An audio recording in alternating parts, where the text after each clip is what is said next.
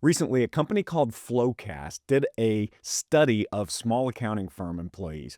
What they did was they had them take this test about the stress, anxiety, and even burnout inside of the firm. Here's what they came to, surprised everyone. 99% of the people that were surveyed in small accounting firms struggle at some level with burnout and stress. If you're listening to this and you're a part of an accounting firm and it's tax season, there's a good chance that maybe you're not surprised about that. But what I'd like to talk about today is just what's going on in our brain, not just what's going on in our life, not just what's going on in the firm, but what's actually happening in individual brains when we feel stress, anxiety, and burnout. I'm John Mitchell. I'm with Better Every Day, and I'm here today with your one big idea. And it's about the stress cycle. Stress is what keeps us from engaging in things that are harmful to our body. What happens when it comes to burnout in the workplace is that we don't cycle through stress in the right way. The stress cycle has three separate phases that we get stuck in if we're not healthy in the way we think about stress and anxiety, especially during tax season. The first phase of a healthy stress cycle is just awareness. It's that moment, maybe that you get an email from an angry tax client, or that you see the number of tax returns that you still have to do in your practice management tool or on the whiteboard in your conference room. It may sound silly, but in that moment, when you perceive that threat, your brain is actually doing exactly what it was built to do: make you aware of a threat. No matter how big that threat is in the moment, it is doing what it's supposed to do. So that first phase is just awareness. And as you see those threats come in, it is a wonderful activity for you to just acknowledge that doesn't feel good.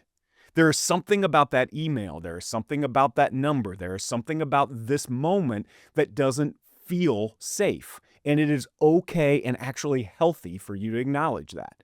Because what it does is it moves us to the second phase of a healthy stress cycle, which is action.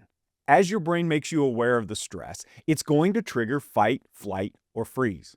When we're in a healthy stress cycle, that fight actually looks like work. It looks like I'm going to tackle this. I'm going to hit it head on. I'm going to go ahead and open that email and reply to it. I'm going to go ahead and see that number, and I'm going to go get the next tax return. That fight is our body's response to say, let's be productive. Let's take that stress and use it as a catalyst to get something done.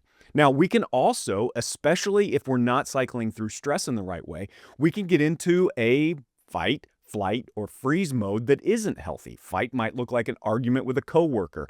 Freeze might look like just paralysis. It might look like doom scrolling on your phone instead of getting your work done. All of those things are your brain's response to what it perceives as a threat. So the first phase of a healthy stress cycle is awareness. The second is action. And the third is debrief. I like to picture this as like a caveman sitting around with his buddies after he has gone through what his brain perceives as a threat, which is probably a lot more than a tax return in his case, right? It's probably a saber-toothed tiger that chased him, and he did exactly what he was supposed to do. His brain saw the saber-toothed tiger, perceived it as a threat, took action, probably ran around rocks, stabbed it with something, and then the third phase of the healthy stress cycle is to sit around the campfire and tell his buddies the story. To stop, to debrief, to understand what just happened, to take a moment to realize that your brain did what it was supposed to do, that it took action, and then to debrief. Here's the problem with burnout.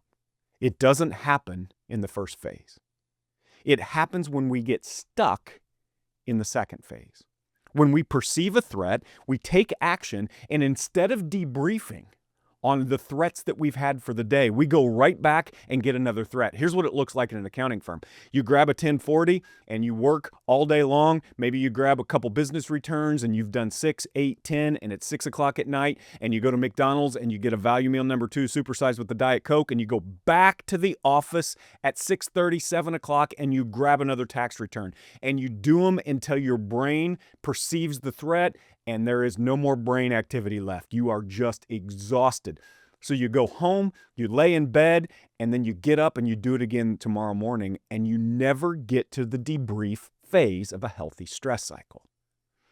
If you're a leader inside of an accounting firm, it is incumbent upon you to make sure that you create space for debrief in the stress cycle. Just thinking of enduring tax season does not lead you to the kind of firm you want to be. It doesn't lead to the kind of client experience you want, and it certainly doesn't lead to the kind of staff experience you want.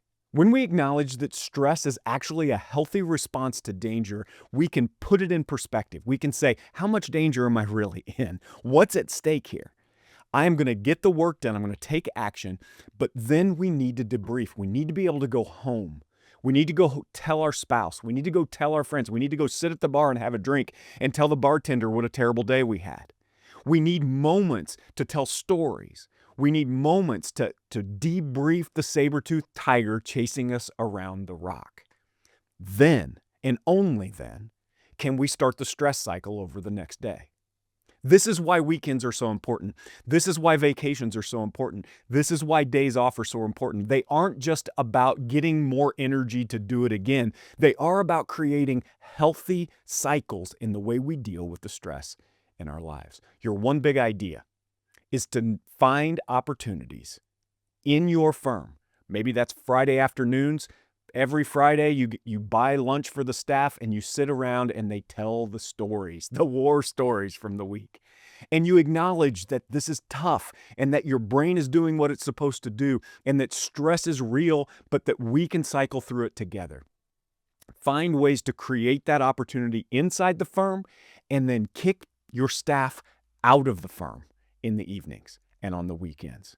Do everything you can to cycle through the stress in your firm and prevent burnout.